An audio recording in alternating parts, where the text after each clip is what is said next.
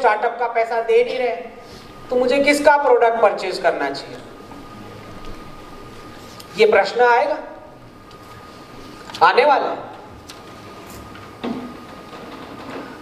तो next 5 years के और 10 इयर्स के जो मैंने प्रेडिक्शंस दिए हैं, एक तो जो लोग मुझे सुन रहे हैं जिन्हें पता होगा उसको पहले मैं बता देता हूँ। 2021 से जो मैंने दिए हैं, एक तो UAE will be the first Hindu country, Saudi Arabia will be a Jewish majority and Iran will be a Christian majority. दूसरा मैंने दिया है 2030 के बाद इंग्लिश लैंग्वेज का कोई यूज नहीं है, अगर आप इंग्लिश में बोलोगे people will laugh at you. तो 2030 के बाद टेक्नोलॉजी, इंग्लिश लैंग्वेज और यूएस डॉलर दोनों को कंप्लीटली हटा देंगे।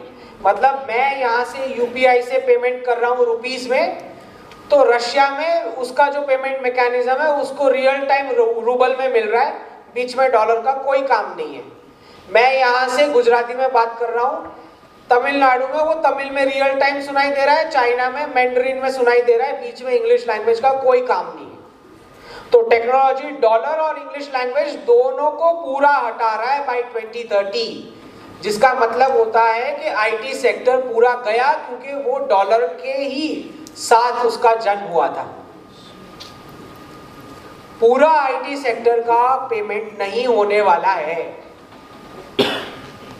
अच्छा, उसके क्लाइंट्स भी जो है वो यूएस की बैंकिंग सिस्टम है, वेस्ट की बैंकिंग सिस्टम और इंश्योरेंस कंपनीज हैं। जब बैंक्स एग्जिस्ट ही नहीं करने वाली, क्योंकि वो क्रिप्टोज और सीबीडीसी में जाने वाले हैं, सेंट्रल बैंक डिजिटल करेंसी। अगर मैं आपको पूछूं कि लास्ट अब कौन सी बैंक ब्रांच में कब गए थे, सिवाय कि आपका कैश ट्रांजैक्शन हो, मुझे नहीं लगता कोई गया होगा। और बैंक्स में ऑलरेडी बैंकिंग हो ही नहीं रहा है, उसमें इंश्योरेंस और वही चल रहा है, दूसरा म्यूचुअल फंड चल रहा है। तो जैसे एटीएम्स गायब हो गए, बिल्कुल वैसे एंड आई एम एक्सपेक्टिंग के 500 की नोट पे कुछ ना कुछ इसी साल, पहले वॉलेंट्री होगा फिर मैंडेटरी हो सकता है। पहले तो वॉलेंट्री होगा because there are political repercussions. So English language और आईटी और यूएस डॉलर, ये दोनों का एंड हो रहा है बाय 2030। बीच में कोई काम नहीं है किसी भी ट्रांजैक्शंस में। तो सारी कंट्रीज के बीच झगड़े करवाने वाले, सारे स्टेट्स के बीच झगड़े करवाने वाले, suppose you are from Maharashtra, अभी 10 घंटे जॉब में मैंने इंग्लिश लैंग्वेज को दिया है, तो ऑब्वियसली नेचुरल है कि मुझे घर पे आके मराठी के बारे में इनसिक्योरिटी फील हो रहा है, वेरी नेचुरल, राइट। यही चीज आपको गुजरात और राजस्थान में नहीं दिखेगी, वो कभी नहीं बोलेंगे कि हिंदी इंपोज हो रहा है। पता है क्यों? Because these are enterprising states, इनको कुछ भी मुफ्त में नहीं चाहिए, इनका कभी कोई चिंडीगिरी के लिए प्रोटेस्ट नहीं है। तो आपको जो सारे प्रोटेस्ट दिखाई देते हैं वो सिर्फ और सिर्फ जॉब मॉडल वाले स्टेट में ही प्रोटेस्ट दिखाई देंगे, उन्हीं को चीजें फ्री में चाहिए। एंटरप्राइजिंग वाला कभी बच्चे को लायबिलिटी समझता ही नहीं है, सिर्फ और सिर्फ ऑफिस जॉब जाने वाले स्टेट्स बच्चों को लायबिलिटी मानते हैं, समझ रहे हैं। और जो सेल्फ एम्प्लॉयमेंट वाले हैं वो भी बच्चों को लायबिलिटी नहीं मानते। इसीलिए सिर्फ और सिर्फ उत्तर प्रदेश और बिहार, पूरे देश का नेशनल सिक्योरिटी सिर्फ ये 2 स्टेट देख रही है। इजराइल भी उत्तर प्रदेश के लोगों को बुला रहा है गाजा में, क्यों? क्योंकि उनका बर्थ रेट मेंटेन्ड है। सिर्फ और सिर्फ उत्तर प्रदेश और बिहार की महिलाओं ने पूरे देश की नेशनल सिक्योरिटी का ठेका ले रखा है बर्थ रेट मेंटेन करके। बाकी सारे स्टेट्स का जो हाल है, मतलब अगर अभी बर्थ रेट मेंटेन नहीं हुआ तो नेक्स्ट जनरेशन की डॉटर्स को बालिका वधू करना पड़ेगा। अगर उन्होंने बालिका वधू नहीं किया तो उसके बाद सती और जोहर करने की बारी आएगी महिलाओं की। समझ रहे हैं कितना सीरियस मैटर है बर्थ रेट वाला। Birth rate is 95% of your internal security.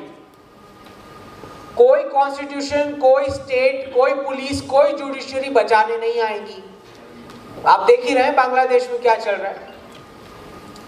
Constitution में लिखा है राइट टू वोट, बट अगर एक रेडिकल मॉब आके बीच में खड़ा रह गया, उस दिन आपका वोटिंग नहीं होने का है। आप जुडिशरी में चले जाओ, कॉन्स्टिट्यूशन में बोलो राइट टू वोट है, जुडिशरी सुनवाई करेगी, है ज़्यादा से ज़्यादा नेक्स्ट इलेक्शन में बोलेगी कि भाई ध्यान रखना इसको वोट करने नहीं मिल रहा है इसके एरिया में, जो चल रहा है अभी बंगाल में बाय द वे।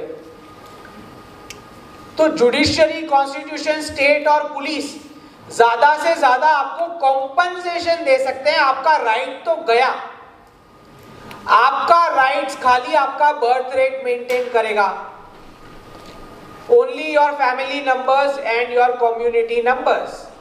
और जो लोग भी ये सोच के बैठे हैं कि हम वेल्थ इकट्ठा करें, वेल्थ इकट्ठा करने में इतने बिजी हो चुके हैं।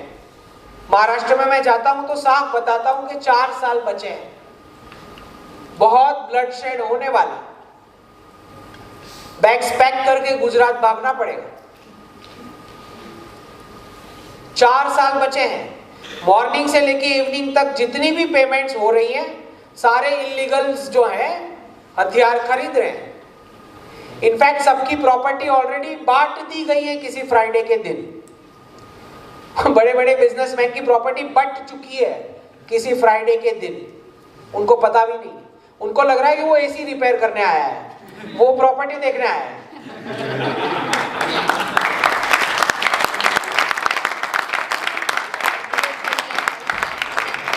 उसको 10 साल बाद पता लगेगा जब होगा।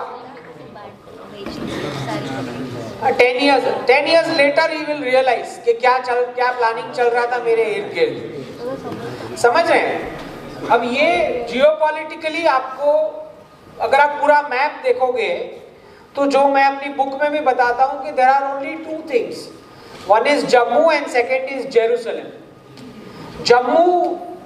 जम्मू ने आपको 2 धर्म दिए गंगा पे और 2 धर्म दिए इंडस पे। जेरूसलम ने आपको 2 रिलीजियन दिए। जो सऊदी अरेबिया में हुआ वो डेजर्ट प्रैक्टिसेस को अब्राहमिक कमांडमेंट्स के साथ मिक्स करके खिचड़ी क्रिएट किया।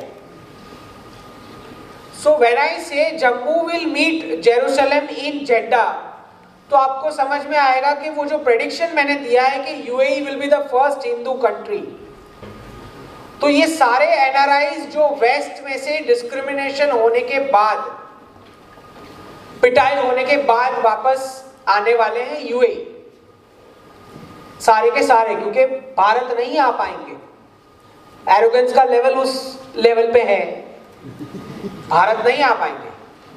तो डिस्क्रिमिनेशन फेस करके सारे के सारे गल्फ जाएंगे, यूएई और बहरीन। तो प्रधानमंत्री जी वो जो आईमैक कॉरिडोर की बात करते हैं, गुजरात महाराष्ट्र के पोर्ट से यूएई से तो वाया सऊदी अरेबिया रूट से इजराइल के हाइफा तक, हाइफा से ग्रीस और ग्रीस से आगे, that is the iMac corridor. दूसरा कॉरिडोर है जिनको भी बिजनेस करना है, आपको किस एरियाज में प्लान करना है, दीज आर योर जियोग्राफीज जहां पे आपको बिजनेस प्लान करना चाहिए। नेक्स्ट 1000 इयर्स की प्रधानमंत्री जी जब बात करते हैं तो आईमैक कॉरिडोर पूरा, दूसरा कॉरिडोर आईएनएसटीसी जो चाबार पोर्ट ईरान से ऊपर रशिया तक जाएगा, और तीसरा चेन्नई व्लादिवोस्तोक कॉरिडोर जो चेन्नई से लेके पूरे साउथ ईस्ट एशिया को लिंक करके रशिया तक। These are the 3 main economic corridors जो नेक्स्ट 1000 साल के लिए इंपॉर्टेंट है। तो इंग्लिश लैंग्वेज का कोई काम नहीं है, वेस्टर्न क्लाइंट्स का कोई काम नहीं है। कौन सी लैंग्वेजेस लर्न करनी है? Chinese, Japanese, Russian, Arabic. These are the languages you need to focus. These are the future business market customer target areas. ये समझना है। कौन से sectors? IT will be gone in the sense, ऐसा नहीं है कि एआई का कोई इंपॉर्टेंस नहीं है। आई एम सेइंग कितने लोग वो एम्प्लॉय कर पाएंगे और कितना पेमेंट कर पाएंगे, right? It will be hardly 2 to 5% of what IT sector currently is. Okay, तो सारी पेमेंट नॉन टेक रोल्स में होने वाली है, which is manufacturing, farming, food processing, logistics, defense और space. These are the sectors जिसमें आपको फोकस करना है। डिफेंस और स्पेस में आपको पूरा मार्केट मिलेगा, सऊदी अरेबिया से लेके लाओस, कंबोडिया तक पूरा मार्केट आपके लिए खुलेगा नेक्स्ट 30 इयर्स। जिनको भी इन्वेस्टमेंट करना है, बिजनेस करना है, दीज आर द एरियाज। समझ रहे हैं? सर्विसेज सेक्टर को हिट लगने वाली है बहुत बड़ी, क्योंकि वो पूरा क्लासरूम टू जॉब मॉडल 2030 के बाद पॉसिबल ही नहीं है कि उसमें पेमेंट हो पाए। इट वॉज बेसिकली जो स्लेव बिके जा रहे थे उनको ब्रिटिशर्स ने कैंपस प्लेसमेंट का नाम दे दिया, पेरेंट्स से फी पे करा के। समझ रहे हैं? तो मार्केट में एक एक स्लेव को बेचा जाता था ऐसे बता के, इसका हाइट ऐसा है, ये इतना काम करेगा, etcetera etcetera.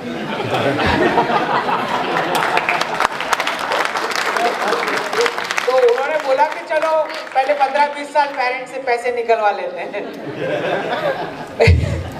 This is how the Britishers design, very smart. तो अभी since this model is going to close by 2030, तो आपको एंटरप्राइजिंग और एंटरप्रेन्योरशिप पे फोकस करना है, राइट? तो जैसे अभी यूपीआई से हम पेमेंट कर रहे हैं, बिल्कुल वैसे एक यूएलआई आ जाएगा, मतलब आरबीआई आपको डायरेक्ट वॉलेट पे लोन दे पाएंगे कुछ समय, और वो भी लो रेट इंटरेस्ट रेट पॉसिबल हो पाएगा क्योंकि डी डॉलराइजेशन का प्रोसेस चल रहा है। तो करेंसी का पावर जैसे रुपी में आएगा तो बहुत सारे सिटीजन्स को डायरेक्ट लोन आपको ई वॉलेट पे ही मिल जाएगा।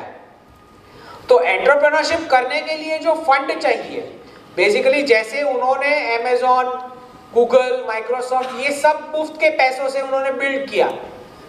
लास्ट 30 इयर्स का अगर आप एवरेज निकालो तो अमेरिका का interest rate 0 to 3%, free money, almost free money, मुफ्त के पैसों से पागल भी इनोवेट कर लेगा। What's new about it? So जो रिजर्व करेंसी का स्टेटस उन्होंने एक्सप्लॉइट किया डॉलर का, उसमें से सारा इनोवेशन वो कर पाए मुफ्त के पैसों से। ना सिर्फ उन्होंने ये किया, उन्होंने स्टैंडर्ड्स जो इंडेक्सेस हैं वो भी सारे के सारे बॉटअप किए। जैसे पर कैपिटा इंडेक्स, इससे बड़ा बेवकूफी भरा कोई इंडेक्स नहीं हो सकता, क्योंकि पूरा वेल्थ अगर एक व्यक्ति के पास है फिर भी कंट्री का पर कैपिटा का नंबर वही आएगा, total wealth divide by number of population. इससे बड़ा फुलिश कोई इंडेक्स हो ही नहीं सकता। 27% अमेरिकन आज सब्जी लेने के लिए लोन ले रहे हैं, समझ रहे हैं?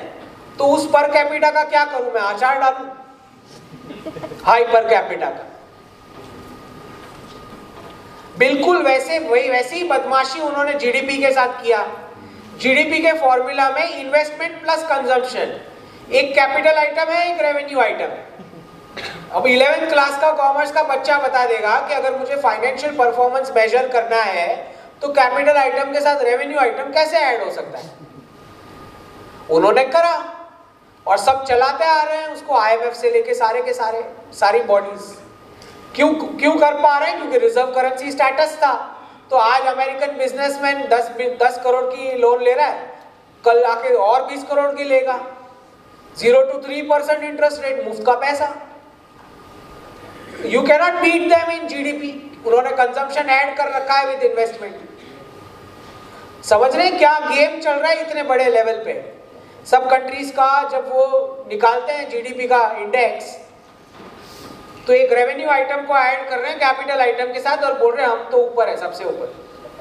तो आप इंडियन बिजनेसमैन को जरा बोल के दिखाओ कि आज लोन लिया है, कल वापस 10 करोड़ का लोन कैसे लेंगे? 10-12% पे जैसे इंडियन बिजनेसमैन बिजनेस करते हैं, आप जरा अमेरिकन को बोल के दिखाओ, चला के दिखाए कोई बिजनेस, है ना?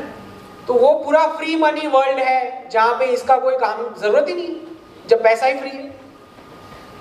वहां करप्शन होगा क्यों?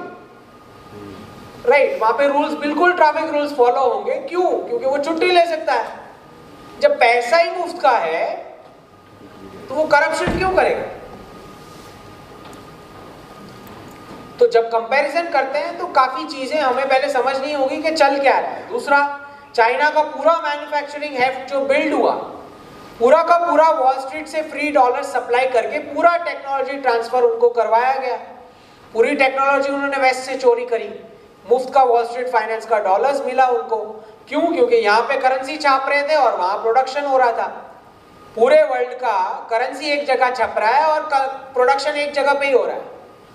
बेसिकली चाइना के लोगों का अब्यूज करके बाकी का वर्ल्ड डेमोक्रेसी एंजॉय कर रहा है, क्योंकि आप मैन्युफैक्चरिंग करके देखो उस प्राइस पॉइंट पे तो आपको पता चले। और वो करने के बाद फिर चाइना के ऊपर रिपोर्ट निकालते हैं लेबर एब्यूज का। समझ रहे हैं क्या चल रहा है? तो डॉलर तय कर रहा है कि कौन सी सिटी पोल्यूट होगी। डॉलर अपने परचेजिंग पावर से तय कर रहा है कि कौन सी सिटी पोल्यूट होंगी, फिर तुम्हारे ऊपर क्लाइमेट का रिपोर्ट निकालते हैं। अपना क्लाइमेट क्लीन रख के, अपने नेचुरल रिसोर्सेज इंटैक्ट रख के, डॉलर के परचेजिंग पावर से तुमसे 12 घंटे काम करवा के रियल गुड्स लेके जा रहे हैं, तुम्हारा नेचुरल रिसोर्सेज खाली करके, तुम्हारी सिटी पोल्यूट करके, फिर तुम्हारे ऊपर रिपोर्ट निकाल रहे हैं क्लाइमेट पोल्यूशन का। समझ रहे हैं क्या चल रहा है? तो ये जो जियोपॉलिटिक्स है, जब समझ में आई तो डी डॉलराइजेशन का एक प्रोसेस शुरू हुआ, और वो प्रोसेस मेरे हिसाब से, माय एस्टिमेट इज, जिस दिन उनका वीजा रिजेक्ट हुआ उस दिन से स्टार्ट हुआ।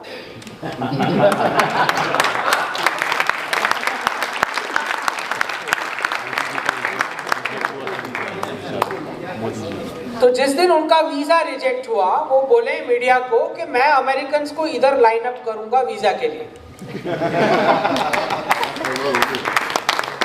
तो जो मुझे समझ में आता है कि Shinzo Abe was the concept man of de dollarization process, और फिर वो 6 दिन के लिए जापान गए और तय हुआ कि गुजरात में अहमदाबाद और गांधीनगर के बीच एक ऐसा हब बनाएंगे जो पूरे वर्ल्ड को डी डॉलराइज करेगा। उसमें से गिफ्ट सिटी का कॉन्सेप्ट आया।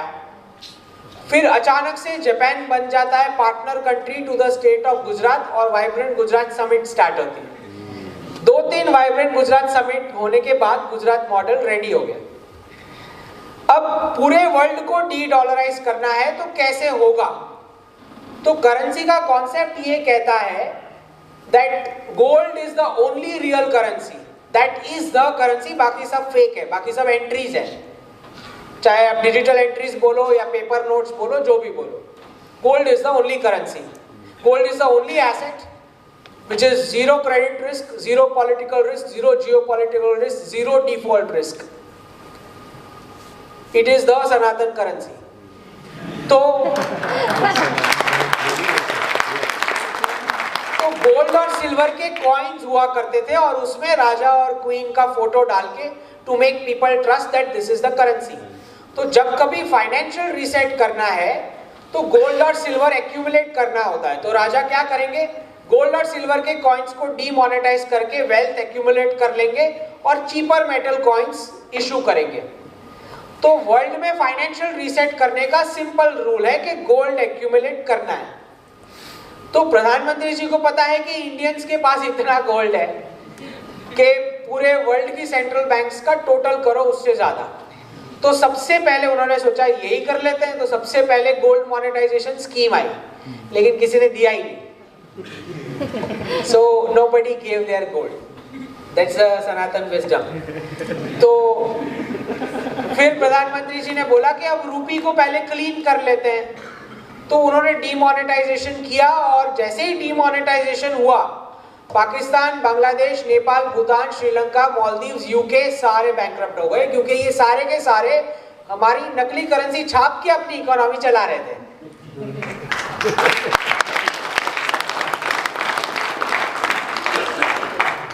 अब 1971 में जब ये, आपको ध्यान रखना है कि पाउंड से कैसे शिफ्ट हुआ डॉलर में रिजर्व करेंसी। तो यूएस ने बोला कि मैं वॉर में पार्टिसिपेट नहीं करता हूं, वॉर का पूरा सप्लाईज का पेमेंट मुझे गोल्ड में कीजिए। तो जैसे ही यूरोप के एलाइज ने गोल्ड में पेमेंट की और गोल्ड कलेक्ट हो गया, पाउंड को हटा के डॉलर बन गया नया रिजर्व करेंसी। अब एक इंडस्ट्रियल कॉम्प्लेक्स बना और वो वियतनाम वॉर में गए, बैंकरप्ट हुए, और इस बार एलाइज ने बोला कि तुम्हारा डॉलर ले लो, हमारा गोल्ड वापस करो, क्योंकि आपका इकोनॉमी तो बैंकरप्ट हो रहा है। ध्यान रहे, प्रेसिडेंट निक्सन स्क्रीन पे आते हैं 15 अगस्त 1971। क्यों 15 अगस्त सिलेक्ट होता है? 15 अगस्त इसलिए सिलेक्ट होता है क्योंकि उनको पता है इंडियंस के पास सबसे ज्यादा गोल्ड है, फिजिकल गोल्ड। 15 अगस्त सिलेक्ट होता है क्योंकि उस समय, उस वर्ष प्रधानमंत्री इंदिरा गांधी सबसे पॉपुलर लीडर के रूप में सिलेक्ट हुई थी गैलप पोल में, तो ऑलरेडी वो गाली दे रहे थे इंडियंस को।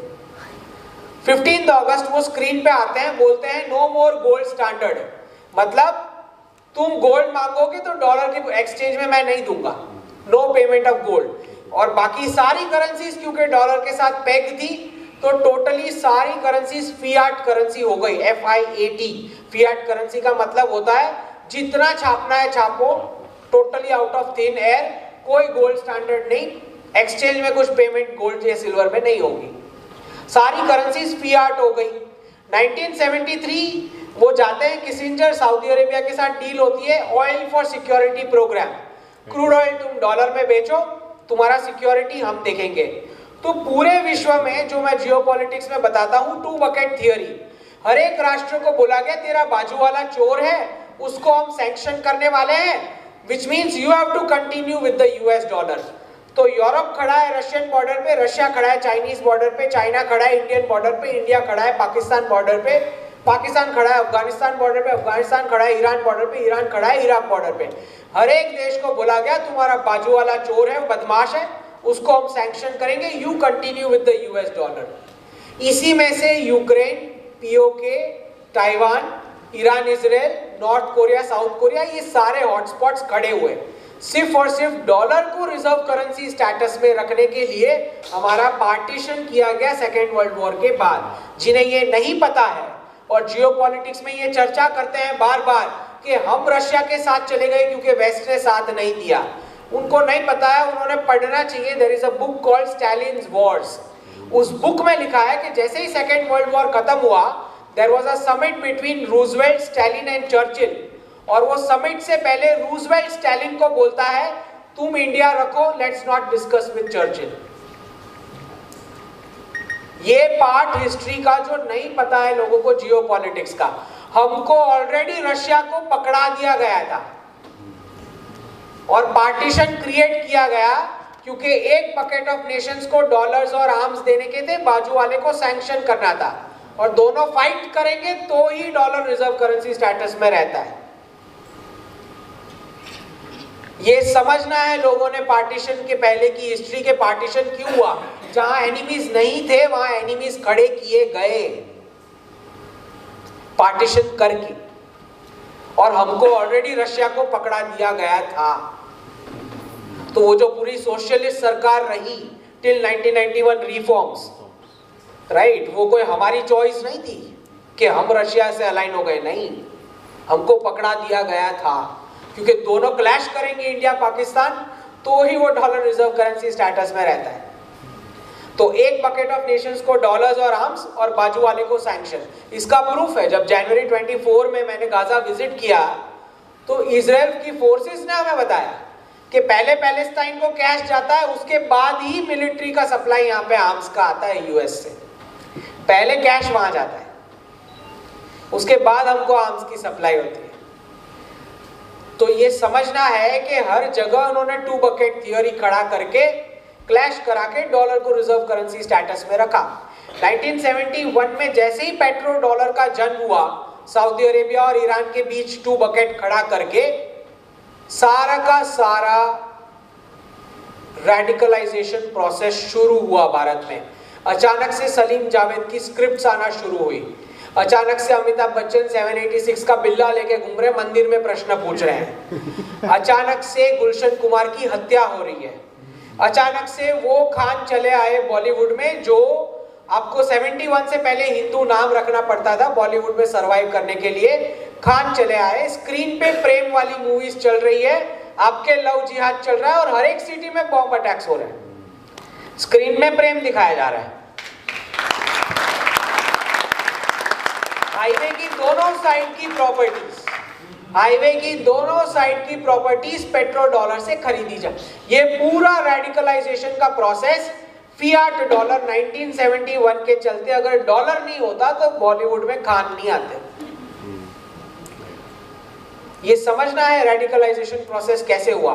1979 डेंग शॉपिंग जाते हैं प्रेसिडेंट कार्टर के पास और बोलते हैं ये एक फैक्ट्री में से 50 कार निकल के आ रही है, मुझे ये टेक्नोलॉजी चाहिए। प्रेसिडेंट कार्टर उनको बोलते हैं तुम्हारा कंजम्पशन पहले बंद करो तो मैं ये टेक्नोलॉजी देता हूं। डेंग शॉपिंग आते ही brutal single child policy impose की है चाइना पे और बताया गया उसी वक्त CIA नसबंदी से लेके हमारा बर्थ रेट भी काट रही थी। मतलब आइडिया ये कि तुम लोग हमारे मजदूर हो, तुम हमारे लिए मैन्युफैक्चरिंग करोगे, हम खाली करेंसी छाप के कंज्यूम करेंगे, हम 5 वेकेशन साल के करेंगे, हमारा वीकेंड ऑफ होगा, हमारा क्लाइमेट क्लीन रहेगा, हम करेंसी से तुम्हारा सब चीज परचेस करेंगे। This was the idea. अब हुआ क्या, लेट 90s आते आते उनके एलाइज ने बोला कि हमको डी-डॉलराइज करना है, तो उन्होंने लॉन्च किया करेंसी कॉल्ड यूरो। जैसे ही यूरो करेंसी लॉन्च हुआ, अब अमेरिका को पैनिक होने लग गया कि पूरा रिजर्व करेंसी का बबल IT सेक्टर में इकट्ठा हो चुका है, क्योंकि पूरा सेक्टर ही फेक क्रिएट किया हुआ था, उसका वैल्यूएशन भी फेक, पेमेंट भी फेक, और यहाँ पे IITs बन भी चुकी थी भारत में हाँ, वो कूली वाले काम करने के लिए, कोई ओरिजिनल रिसर्च नहीं, कूली वाला काम बेंच पे बैठा है, ऐसे ही बिलिंग आवर्स बन के बिल हो रहा है यूएस को। उसको लग रहा है कि हम यूएस को बेवकूफ बना रहे हैं, यूएस हमारा डिफेंस और स्पेस डिस्ट्रॉय कर रहे हैं। तो डॉलर से जो जो लोगों को परचेज कर सके वो परचेज करके ले गए, जो लोग डॉलर से परचेज नहीं हुए उन्हें ठोक दिया गया। Total 1500 scientist killed till date, DRDO and ISRO, 1500. Not a single case where Russia or China is involved, not a single. तो जितने को आप डॉलर से परचेस कर सके वहां उठा के ले गए। मतलब भारतीय पेरेंट्स धार्मिक तरीके से भारतीय बच्चे को बड़ा करें, अमेरिका को पकड़ा दे, अमेरिका में जाके वो काम करे, टैक्स भरे, उस टैक्स के पैसे से अमेरिकन बूढ़े माँ बाप का टेक केयर करे वहां की सरकार, जिन्होंने बच्चे पैदा ही नहीं किए, और ये अपने पेरेंट्स के मुंह भी नहीं देख सकते जो वहां गए हैं। देख रहे हो क्या चल रहा है डॉलर से, डॉलर से क्या क्या हुआ है आप सोच के देखें। इतने से भी इनका मन नहीं भरा, तो एक पूरा फेक स्टार्टअप सेक्टर खड़ा किया गया, बेवकूफ लोगों को अवार्ड्स दे दे के इतना डॉलर छाप छाप के दिया गया, बोला गया सारा ऑफलाइन शॉप्स इंडिया का बंद करा दो। तो 4-5 साल से इंडियन कंज्यूमर सोच रहे हैं कि साला ये प्रोडक्ट इतना सस्ता आ कैसे रहा है, परचेस किए जा रहा है, उसको पता ही नहीं है कि ये ई-कॉमर्स वाले का कोई प्रॉफिट है ही नहीं, वो तो वहां से डॉलर छाप के दिए गए हैं कि इनका सब बिजनेस बंद कराओ, सबको जॉबर में कन्वर्ट करो। कस्टमर बेचारा डिस्काउंट लिए जा रहा है बाय कर करके, मजे आ रहे हैं ई-कॉमर्स पे। 4-5 साल तक ये चला, डॉलर छाप छाप के दिए गए, स्टार्टअप्स के अवार्ड्स दिए गए इन बेवकूफ बच्चों को, वहां से डॉलर छाप छाप के दिए गए, बंद करो सबका एंटरप्रेन्योरशिप, सारी कंट्रीज का एंटरप्रेन्योरशिप ठप करो। वो तो बेचारा फिक्स कॉस्ट लेके बैठा है, उसको तो इमीडिएट है इम्पैक्ट। इतने से भी उनका मन नहीं भरा। आप सोच करके देखें कि इतना कुछ करने के बाद भी, जब 12-12 घंटे काम करने के बाद भी डॉलर अर्न नहीं हो पा रहे कुछ भी इंटरनेशनल, मेरे को नेबर के साथ ट्रेड करना है तो भी डॉलर चाहिए, 12 घंटे काम करने के बाद भी नहीं हो पा रहा है, उतने वो लोग बिंदास छाप के मजे कर रहे हैं करेंसी, पूरा इन्फ्लेशन सबको पास ऑन करके, उनकी लाइफस्टाइल का बिल बाकी के 100 नेशंस ढो रहे हैं काम कर करके। और जब ये पता चला तो भाई लोन लेने जाना है, तो उन्होंने IMF और वर्ल्ड बैंक खड़े कर दिए, बोले वहां जाके डॉलर लोन ले लो। जैसे ही आप IMF के पास जाओगे पूरा लिस्ट ऑफ कंडीशंस आएगा, तुम्हारा डिफेंस पॉलिसी मैं तय करूंगा, तुम्हारा फॉरेन पॉलिसी मैं तय करूंगा, तुम्हारा ट्रेड पॉलिसी मैं तय करूंगा, ले जाओ डॉलर में लोन। तो लेट 90s आते आते यूरो करेंसी लॉन्च हुई और उसको काउंटर करने के लिए इन्होंने बैंकिंग का रेगुलेशन ट्वीक किया। Investment banking can be mixed with commercial banking, मतलब वो कोई अमेरिकन अपने अकाउंट में पैसा डाल रहा है तो बैंक्स को छूट दे दी गई कि तुम इससे स्टॉक मार्केट में खेलो बिना कस्टमर को पूछे। क्यों? क्योंकि यूरो करेंसी लॉन्च हुई थी, IT सेक्टर में पूरा बबल इकट्ठा हो चुका था रिजर्व करेंसी का, तो उसको उसका वैल्यू कैसे बचाएंगे? तो अमेरिकन पब्लिक का पैसा बिना उनको पूछे स्टॉक मार्केट खेलने के लिए अप्रूव कर दिया। Investment banking mixed with commercial banking. फिर यूगोस्लाविया में वॉर में घसीट के ले गए नाटो को और यूरो का वैल्यू नीचे ले गए। और जैसे ही यूरोप को पता चला कि ये हमारे साथ ऐसा हुआ है, उन्होंने बोला we will no more park our savings in US dollar in treasury. और उसी के साथ वो जो पूरा रिजर्व करेंसी का बबल जो फेक आईटी सेक्टर में खड़ा हुआ था, it burst violently in what we call as the .com crash of 2002। बड़ा स्मार्टली डी डॉलराइजेशन नहीं बोल के उसको बोला .com क्रैश, क्योंकि अगर उसको डी डॉलराइजेशन बोलेंगे तो आईटी सेक्टर को पता लग जाएगा कि पूरा सेक्टर ही फेक है। 78% valuations lost of the IT sector in a single day 2002।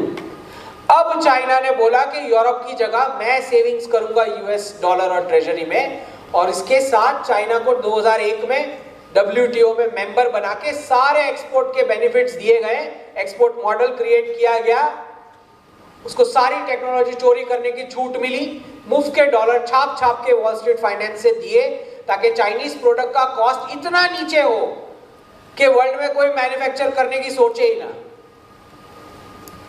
उतना टेक्नोलॉजी चोरी अरेंज करके दिया गया चाइना को। जो लोग बार बार चाइना के साथ कंपेयर करते हैं ना, आप सोचे ही ऐसा कोई बेनिफिट हमको नहीं मिलने वाला कि आपको टेक्नोलॉजी चोरी करने की छूट मिलने वाली, या मुफ्त के डॉलर मिल जाने वाले, या 0 to 3% का इंटरेस्ट रेट मिलने वाला जिसमें अमेजॉन और गूगल बिल्ड हो पाए।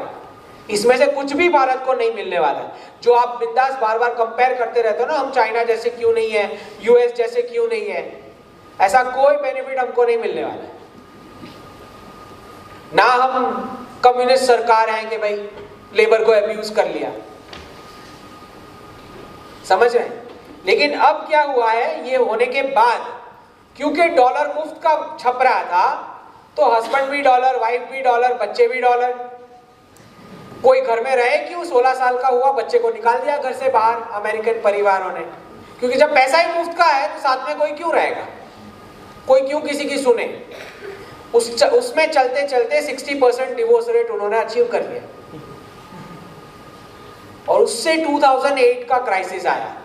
इस बार क्या चेंज हुआ, इस बार वापस उन्होंने डॉलर छापे, लेकिन इस बार जो इन्फ्लेशन आया डॉलर छाप के, उसमें गल्फ की बहुत सारी सरकारें गिर गई।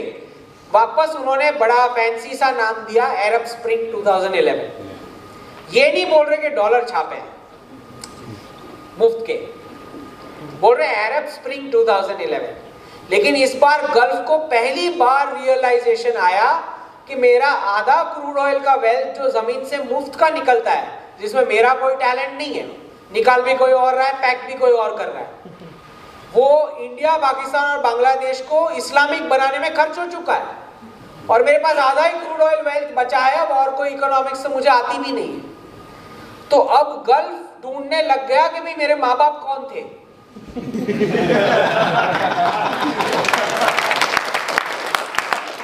तो जेब में जब पैसे खाली होते हैं तो माँ बाप की याद आती। तो सबसे पहले यूएई के प्रिंस आए और देख रहे हैं कि यहाँ पे कोई इनटॉलरेंस डिबेट चल रहा है, दिल वाले मूवी वाला। यूएई गए और दूसरे ही दिन उन्होंने टॉलरेंस मिनिस्ट्री शुरू किया। 2018 में उनके प्रिंस आए अक्षरधाम, और तय हुआ कि डी रेडिकलाइजेशन करना है तो चाइनीज मेथड वो देख चुके हैं, मुस्लिम्स की बॉडी में से ऑर्गन निकाल लेते हैं। रशियन मेथड भी देख चुके हैं, ऊपर से बॉम्ब बरस जाते हैं। उन्होंने बोला इससे अच्छा योग और मंदिर अच्छा है।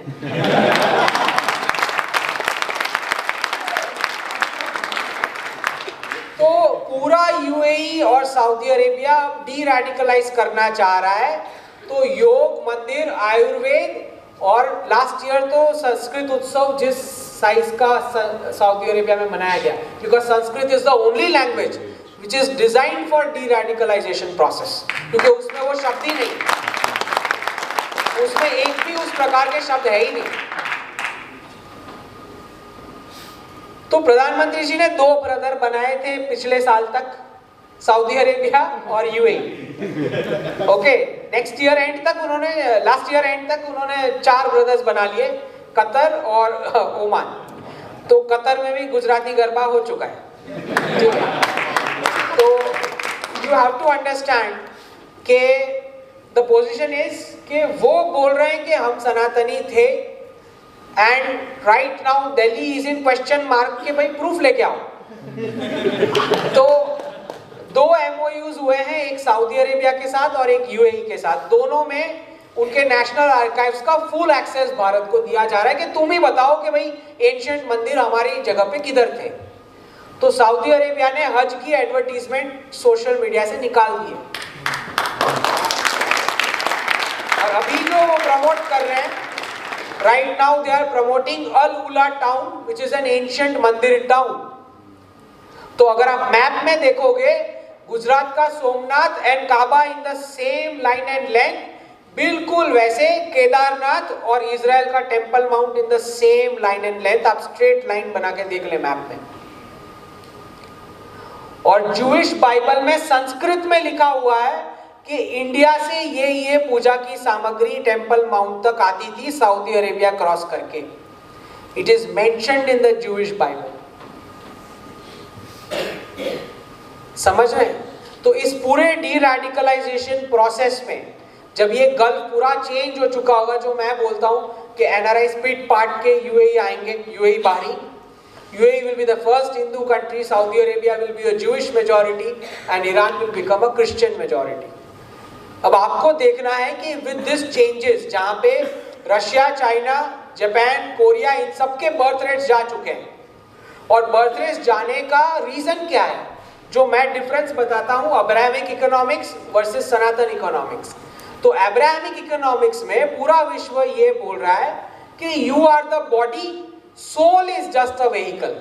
मतलब वो बोल रहा है कि तुम्हारा एक ही लाइफ है, राइट। अब्राहमिक इकोनॉमिक्स में बोला जा रहा है कि you have only one life. सिर्फ और सिर्फ सनातन इकोनॉमिक्स ये बोलता है कि you are the soul, body is just a vehicle. तो हम लाइफ साइकिल की बात कर रहे हैं। तो क्योंकि वो वन लाइफ में बिलीव करते हैं, तो उनका पूरा economic model consumption based model है। और क्योंकि हम लाइफ साइकिल इकोनॉमिक्स में बात कर रहे हैं, तो हमारा लाइफस्टाइल सेविंग्स वाला लाइफस्टाइल है। दोनों के इकोनॉमिक्स में ये अंतर है। तो जब आप डेट बेस्ड लाइफस्टाइल जीना चाहते हैं, लोन ले लेके मुझे कंज्यूम करना है, तो लोन लेने का अर्थ क्या होता है? लोन लेने का अर्थ ये होता है कि फ्यूचर जनरेशन की पॉकेट में से पैसे चोरी करके मैं आज खर्च कर रहा हूं। लोन लेने का अर्थ ये होता है, समझ रहे हैं? तो आज अमेरिका का 38 ट्रिलियन डेट क्रॉस हो रहा है। और जब महिलाओं को भी आपने उनके फर्टाइल ईयर्स में जॉब मॉडल में डाल दिया, तो आपका बर्थ रेट भी गया। मतलब फ्यूचर जनरेशन की पॉकेट में से पैसे चोरी करके मुझे आज खर्च करना है, लेकिन फ्यूचर जनरेशन को जन्म नहीं देना है मैंने। ये मॉडल चलेगा कैसे? तो उन्होंने बॉर्डर्स खोल दी। They opened up their borders. America ने नीचे टेक्सास से पूरा बॉर्डर खोल दिया, उधर यूरोप ने अपना पूरा बॉर्डर खोल दिया, क्योंकि ये फाइनेंशियल मॉडल तो चल ही नहीं सकता। सारे रेडिकल्स यूरोप में अंदर घुस चुके हैं 2031 से, जो मैंने प्रेडिक्शन दिया है। क्रिश्चियनिटी और इस्लाम का फुल ब्लोन क्रूसेड्स, ब्लडशेड शुरू होगा पूरे यूरोप में 2031 से।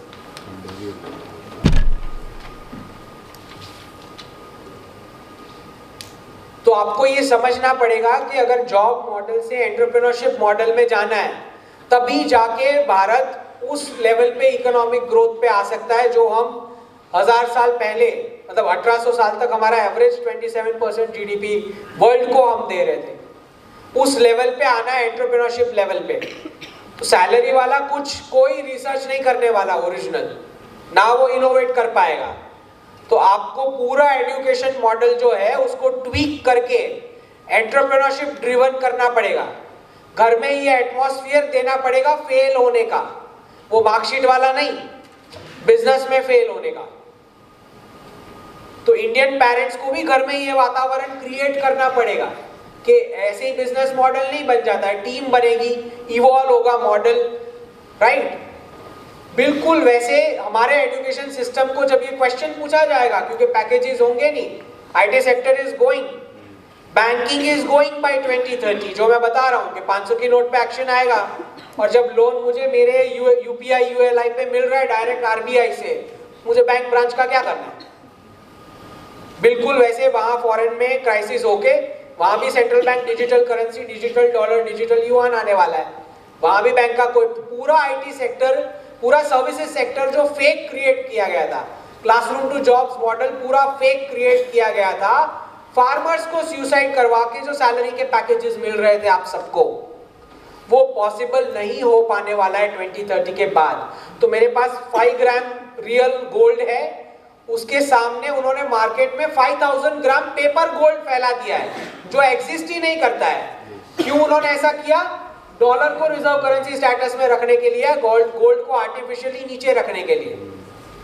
बिल्कुल वैसे मेरे पास 5 kg वीट है, मैंने प्रोड्यूस किया है, तो उन्होंने मार्केट में 5000 kg पेपर वीट फैला दिया फार्मर्स को सुसाइड कराने के लिए, बच्चों के क्लासरूम टू जॉब वाले फॉर्मेट को जारी रखने के लिए। समझ रहे हैं? तो पेरेंट्स को जब पैकेज मिलता है, फादर को सरप्राइज होता है कि ये मैं 20 साल से जॉब कर रहा हूँ, इसको ये पहले दिन से ऐसा क्या करने वाले जो इसको इतना मिल रहा है। तो फादर इज सरप्राइज्ड, ये ऑफिस में जाके ऐसा क्या करने वाला है जो इसको ऐसा पैकेज मिल रहा है। तो उनको पता नहीं है कि कितने फार्मर्स का सुसाइड करा के ये पैकेजेस पॉसिबल हो पा रहे हैं। तो ये पूरा क्लासरूम टू जॉब्स मॉडल और सर्विसेज सेक्टर हिट लेगा, और कौन आगे जाएगा? Manufacturing, farming. Farmers would be the richest people in the next decade. 2035 के आसपास तो डिस्कशन शुरू हो जाएगा कि किसके पास देसी गाय है।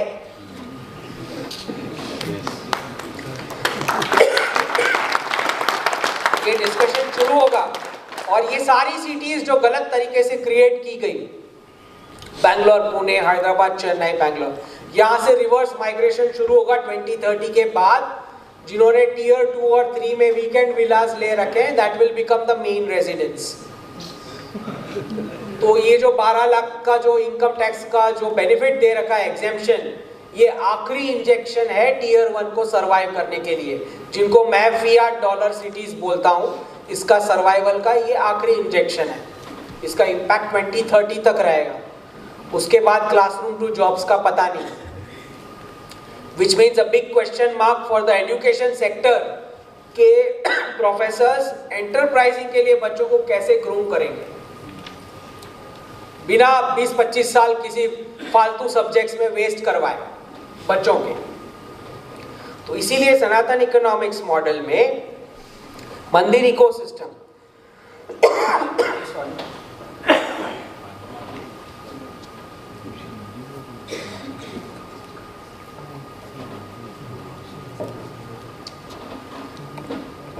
Mandir ecosystem, that was the core,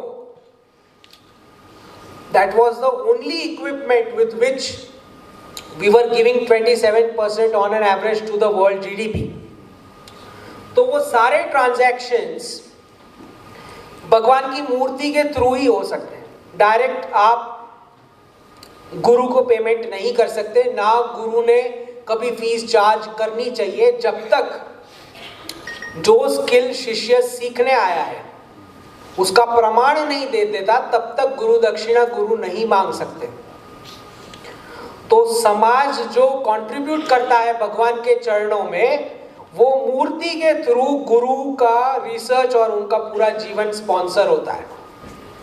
student कभी डायरेक्ट फीस नहीं देना चाहिए गुरु को, क्योंकि जिस दिन ये जैसे ये अभी जो चल रहा है पूरा एक इंडस्ट्री बन चुका है और वो डिग्री डिस्ट्रीब्यूट करने का माफिया बन चुका है। मतलब ब्रिटिशर्स आने के पहले there was no education department, कहीं नहीं था। It is actually a colonization department, it is Christianization department, it is not education department. मतलब राजा ने क्यों तय करना है क्या कंटेंट पढ़ाना है, किस लिए? मुझे पता कैसे पता चलेगा कि राजा करप्ट है? कंटेंट गुरु तय करेंगे और गुरु का जीवन मंदिर स्पॉन्सर करेगा। पेमेंट भगवान के चरणों के थ्रू होगी। किसने पेमेंट करी फीस वो पता ही नहीं लगना चाहिए, समाज ने स्पॉन्सर करना रहता है ये। तो ना वो बच्चा एडम स्मिथ का एरोगेंस दिखा सकता है कि मैंने फीस पे करी है, ना वो कार्ल मार्क्स का एंटाइटलमेंट कर सकता है कि मेरे को ये सर्विस चाहिए। तो भगवान की मूर्ति ही एडम स्मिथ का एरोगेंस काटती है और कार्ल मार्क्स का एंटाइटलमेंट काटती है। इसीलिए विश्व के जो टॉप 100 रिचेस्ट होने चाहिए वो इंडिविजुअल नहीं हो सकता, वो फैमिलीज नहीं हो सकती, वो स्टेट भी नहीं हो सकता, ना वो कंपनीज हो सकती, सिर्फ और सिर्फ भगवान की मूर्ति आनी चाहिए टॉप 100 रिचेस्ट में, क्योंकि वो सारे ट्रांजैक्शंस भगवान की मूर्ति के थ्रू होने हैं। पता नहीं लगना चाहिए कि किसने पेमेंट करी है। That was our model, our Sanatan economics model, जहां पे फैमिली यूनिट इकोनॉमिक्स इतना पावरफुल, मतलब पेरेंट्स ही इतने पावरफुल, स्किलफुल, मतलब आज के पेरेंट्स को इन्होंने डरा डरा के धमका के रखा है कॉलेजेस और इन्होंने स्कूल वालों ने, मतलब एंट्री भी नहीं ले सकता वो, उतना डरा के रखा है। मतलब आपके दादाजी दादी जी जो भी हैं, मतलब उसमें कुछ है ही नहीं कुछ उनको सिखाने को, ऐसा। What are they trying to say? उनके कोई गुण ही नहीं है जो आपको सिखाने चाहिए। लाइफ स्किल किसी को यहाँ मुझे बता दो, ड्राइविंग के लिए अलग जाना है, जो भी कुछ सीख रहा है, मेडिसिन, जब कितनी मेडिसिन जो किचन में बनती थी, आपको जानना चाहिए कि डीप स्टेट ने फार्मा इंडस्ट्री, फूड इंडस्ट्री और इंश्योरेंस इंडस्ट्री कैसे खड़ी की। महिलाओं को जला जला के ये 3 इंडस्ट्री खड़ी हुई है। पूरे यूरोप में महिलाओं को जलाया गया जीवित, उसमें से फार्मा इंडस्ट्री बनी, उसमें से फूड इंडस्ट्री बनी, उसमें से इंश्योरेंस इंडस्ट्री बनी। और आज भी कार्टून में दिखाया जा रहा है, आपको नहीं पता। कार्टून में जब वो चुड़ैल दिखाई जाती है, वो तो ग्रीन कलर का लिक्विड ऐसे हिला रही है, वो क्या है वो आपको समझना है, क्योंकि हमारी महिलाएं ही थी जो वो दवाई बनाती थी किचन में। फूड ही मेडिसिन था, किसी को दवाई की जरूरत ही ना पड़े। इन सारी महिलाओं को चुड़ैल बोल के जीवित जलाया गया, उसमें से फार्मा इंडस्ट्री खड़ी हुई है, उसी में से फूड इंडस्ट्री खड़ी हुई है, उसी में से इंश्योरेंस इंडस्ट्री खड़ी हुई है। समझ रहे हैं क्या क्या हुआ है? तो डीप स्टेट कैसे बनता है और किस प्रकार से कुछ चुने हुए एरिस्टोक्रेट फैमिलीज ने वर्ल्ड के जियोपॉलिटिकल डिसीजंस लेके ये पूरा खेल रचा है। और इसके सामने भारत का जो रोल अब खड़ा हुआ, बिकॉज 2014-15 से गोल्ड और सिल्वर जिस प्रकार से सारी सेंट्रल बैंक्स ने एक्यूमुलेट करना शुरू किया, तो गोल्ड मॉनेटाइजेशन स्कीम नहीं हो पाई, लेकिन ब्रिक्स प्लस में ये तय हुआ कि सारे राष्ट्र थोड़ा थोड़ा गोल्ड एक्यूमुलेट करेंगे, क्योंकि हम सिंगल कंट्री रिजर्व करेंसी नहीं बना रहे डॉलर की तरह कि किसी एक कंट्री का राज हो, हम मल्टी करेंसी बास्केट बना रहे हैं। तो सारी सेंट्रल बैंक्स थोड़ा थोड़ा गोल्ड एक्यूमुलेट कर लेगी तो भी डी डॉलराइजेशन हो जाएगा। जो रेट अभी 24% के आसपास चल रहा है, जैसे ही ये 25 क्रॉस करेगा, डी डॉलराइजेशन का प्रोसेस कंप्लीट हो जाएगा। मतलब सारे रीजनल पावर्स अपने आसपास की कंट्रीज के साथ लोकल करेंसीज में ही ट्रेड करेंगे। और जब पता लगा कि कोई एक करेंसी पे कोई रेडी नहीं होने वाला है, तो प्रधानमंत्री जी यूपीआई लेके आए कि भाई मेरा पेमेंट मैकेनिज्म मैंने उस कंट्री के पेमेंट मैकेनिज्म के साथ लिंक कर दिया, बीच में डॉलर का कोई काम नहीं है। तो उन्होंने सारे इंटरनेशनल ट्रेड पैक्ट्स कैंसिल किए और बोला कि सिर्फ और सिर्फ एक एक कंट्री लाइन में आएगी और एक एक के साथ बायलैटरल फ्री ट्रेड अग्रीमेंट होगा। क्यों? क्योंकि मल्टीलैटरल ट्रेड पैक्ट में डॉलर बाय डिफॉल्ट बैठ जाता है और फिर मैं 15 कंट्री को कैसे कन्विंस करूंगा अगर उसमें 15 कंट्री है। तो एक एक कंट्री को लाइन में बुला के एक एक के साथ बायलैटरल फ्री ट्रेड अग्रीमेंट हुए, क्योंकि अब मुझे एक ही के साथ नेगोशिएट करना है कि कल से हम डॉलर में नहीं करें। समझ रहे हैं? और ये सबसे पहला ऑफर शी जिनपिंग को दिया गया था 2018 में कि let's do trade in rupee and yuan. China तब रेडी नहीं हुआ, उनका पूरा कंट्रोल भी नहीं था, वो सेंट्रल मिलिट्री कमीशन में जस्ट आए ही थे शी जिनपिंग। लेकिन जब कोविड आया, जैसे ही कोविड आया तो शी जिनपिंग को समझ में आया कि 40 साल तक पूरे विश्व की हमने मजदूरी करी और रिजर्व्स में बना खाली $3 ट्रिलियन, और अमेरिका ने 16 ट्रिलियन छाप के अमेरिकन को दे दिया, जाओ मजे करो ड्यूरिंग कोविड। 16 ट्रिलियन, ये लोग 40 साल से मैन्युफैक्चरिंग कर रहे हैं, 3 ट्रिलियन बना। तो अगर ये बात सच होती कि जिसका सबसे ज़्यादा ट्रेड है या सबसे ज़्यादा एक्सपोर्ट है वो रिचेस्ट कंट्री होती, अगर ये बात सच होती तो चाइना 2015 में हो जाना चाहिए था उसका रिजर्व करेंसी स्टेटस। हुआ क्या? नो, कोई कनेक्शन ही नहीं है ट्रेड के साथ। तो सारी कंट्रीज को समझ में आ रहा है कि ये लोग खाली करेंसी छाप के हमारा पोल्यूशन कर रहे हैं, हमारे नेचुरल रिसोर्सेज खराब कर रहे हैं, खाली कर रहे हैं, उनके इंटैक्ट रखे हुए हैं, और फिर हम पे रिपोर्ट निकालते हैं क्लाइमेट चेंज का। तो आइडिया ये है कि मल्टीपोलर वर्ल्ड में सब लोग थोड़ा थोड़ा मैन्युफैक्चरिंग का बर्डन झेले। कोई एक कंट्री का लेबर क्यों एब्यूज हो, क्यों किसी एक कंट्री का ही नेचुरल रिसोर्सेज यूज हो। So that is the multipolar world order that we are trying. तो सारे हॉटस्पॉट्स जो डॉलर के लिए खड़े किए गए थे, PoK, Taiwan, Ukraine, Iran, Israel, और जैसे इन्होंने पनामा और साउथ अमेरिकन कॉन्टिनेंट ले लिया, अब धीरे धीरे लेते जाएंगे वेनेजुएला के बाद, तो वो उनका रीजनल एरिया। तो सारे बड़े पावर्स अपना स्फीयर ऑफ इन्फ्लुएंस डिफाइन कर रहे हैं, विच मीन्स बाय 2030 ये सारा हो चुका होगा। पीओके भी हो चुका होगा, ताइवान भी हो चुका होगा, यूक्रेन भी हो चुका होगा, और most probably north Korea, south Korea भी शुरू होगा। ये सारे हॉटस्पॉट्स डॉलर के लिए खड़े हुए थे, अब जरूरत नहीं है, इसलिए रिवर्स हो रहे हैं। अब मैं थोड़े प्रेडिक्शंस आपको दिखा देता हूँ। आप इसमें बहुत सारे हैं, Doklam, Balakot, LAC stand of, Ukraine, Adani FPO attack, gold के रेट्स, ऑपरेशन सिंदूर दिखा दें। ऑपरेशन सिंदूर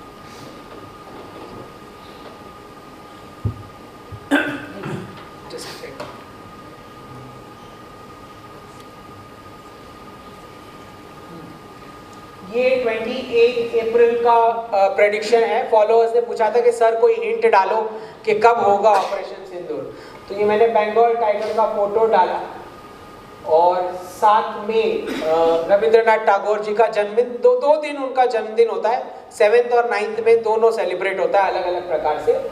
और फिर इधर 29 मई, इधर 29 मई प्रधानमंत्री जी का स्टेटमेंट आया, from the land of Bengal tiger I am saying operation Sindoor is still pending.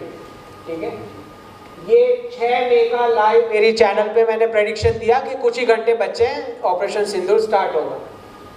ये 28 अप्रैल का राजनाथ सिंह जी का मीटिंग हुआ प्राइम मिनिस्टर के साथ, तो मैंने इधर ऊपर लिखा है वी आर रेडी, और शाम को न्यूज़ में आ गया कि the message was we are ready. ठीक है, ये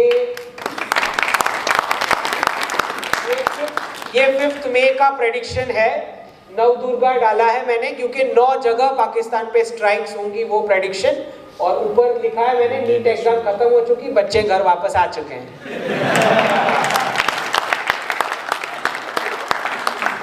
ये 7th मई का प्रेडिक्शन है, नाग और अस्त्र, और फिर 8 तारीख को नागास्त्र यूज हुआ। तो दीज आर जस्ट, ये ऑपरेशन सिंदूर के हैं। ऑपरेशन सिंदूर राउंड 2 का डेट भी मैंने मतलब पजल डाल दिया है, किसी से क्रैक नहीं हो पाया, पजल डाल। बताओ प्रदीप भाई, यहाँ पे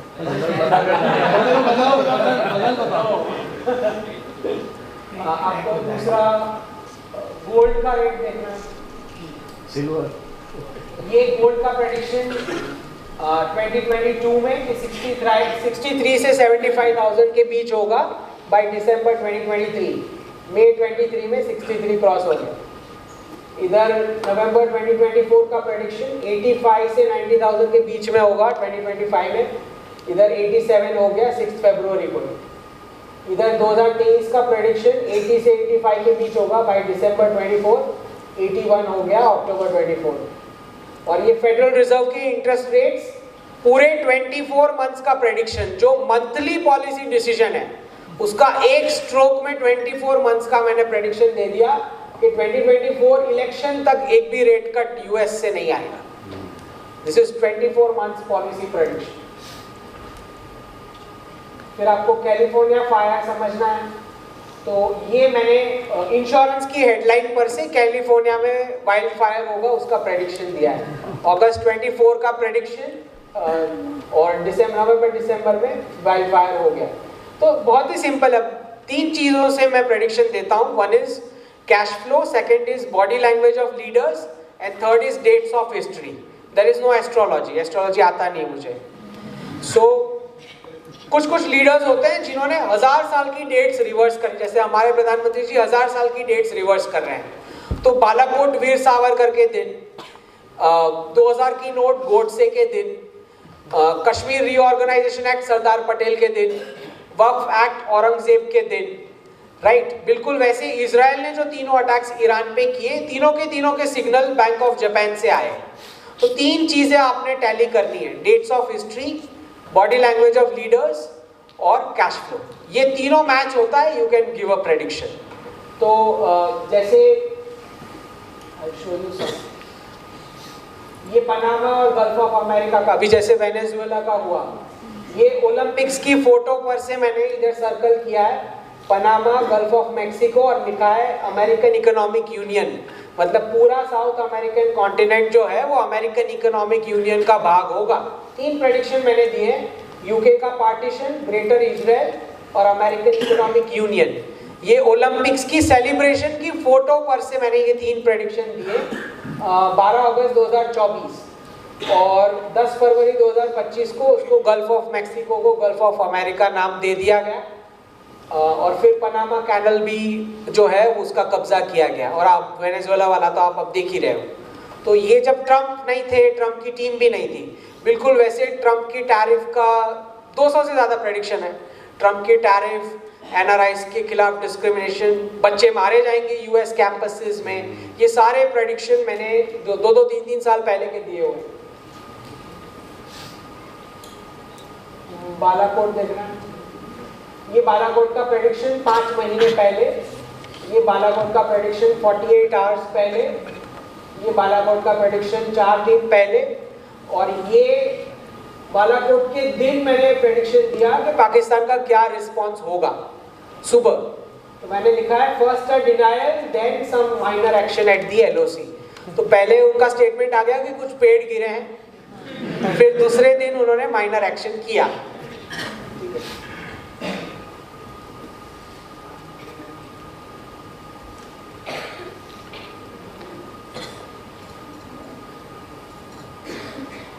तो आपका ये प्रेडिक्शन बताइए, अमेरिका कब कोलैप्स हो रहा है?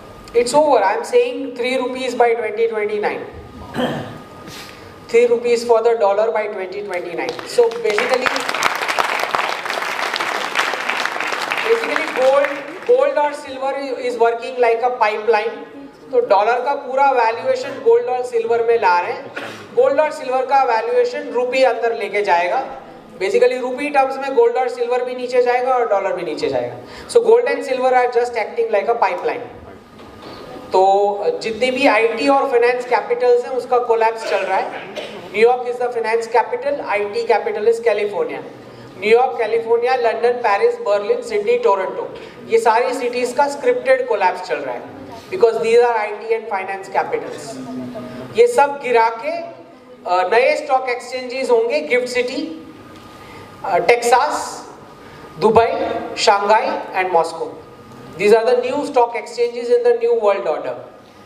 The richest people would be living in Surat and Dubai in the new world order. दो और दुबई बन रहे हैं, एक दुबई गाजा में बन रहा है और दूसरा दुबई इजिप्ट में बनेगा। 2 और दुबई बन रहे हैं। So Surat also they are considering like Dubai because this was the richest city of the entire continent before invaders came in. So it is natural for Surat to get that position.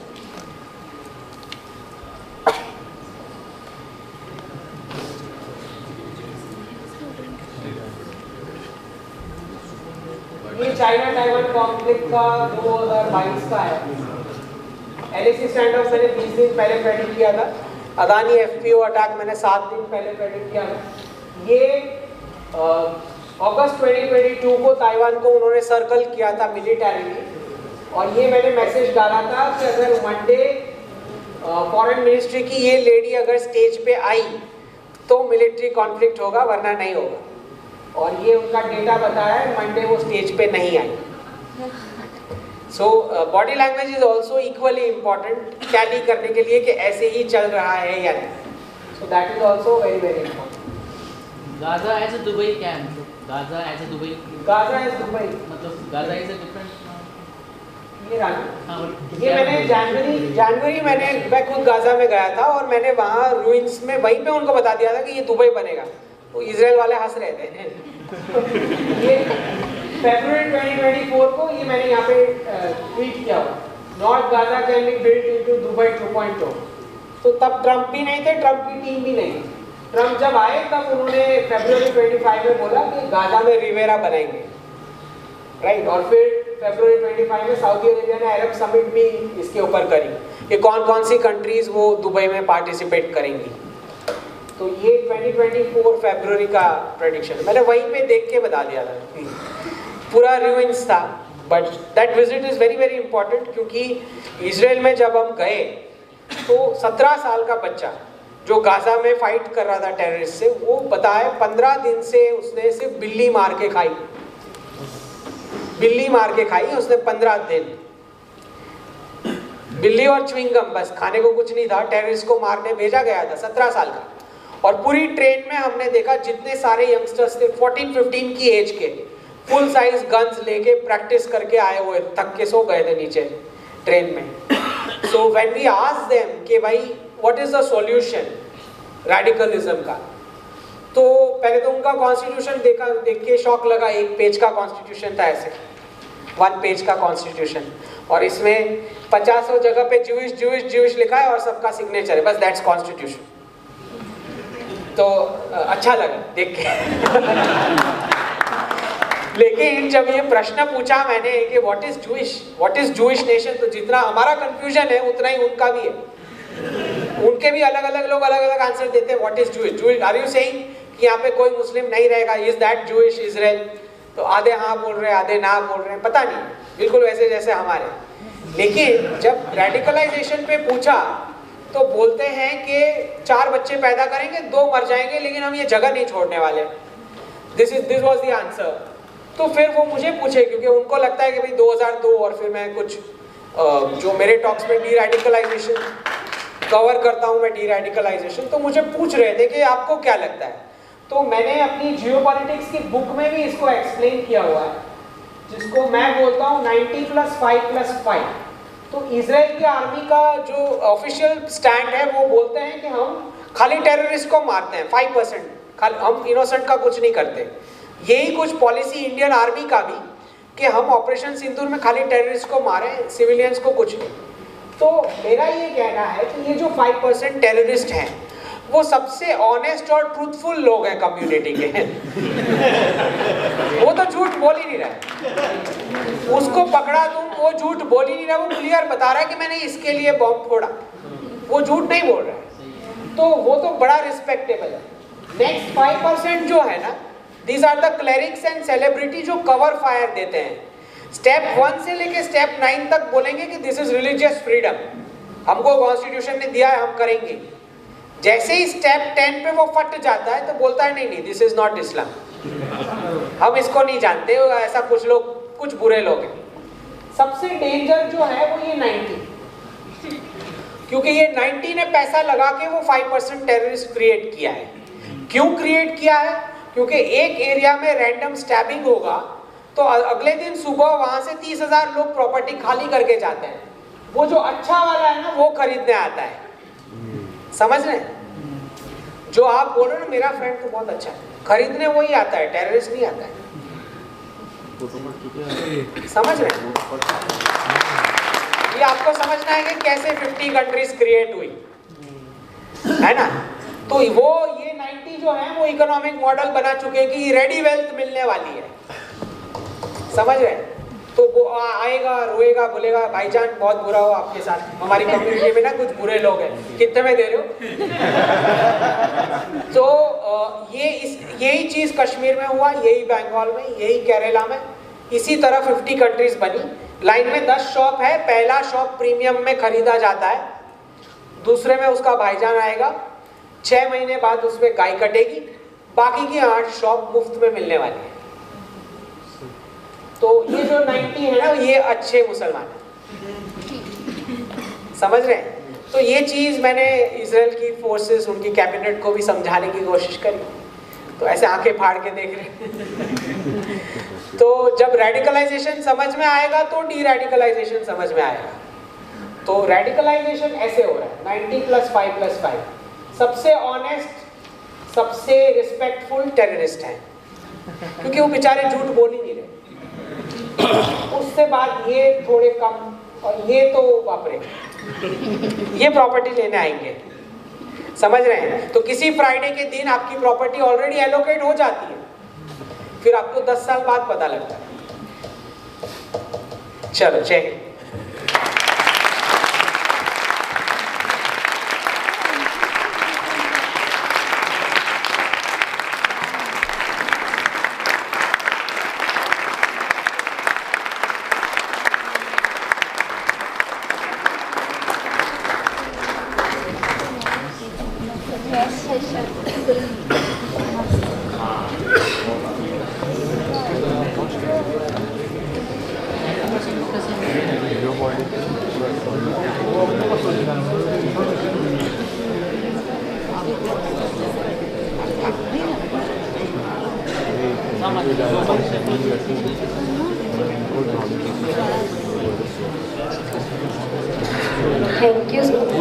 Thank you so much, Ankit sir. Now I would like to request Harshit Chanduka sir to give a session.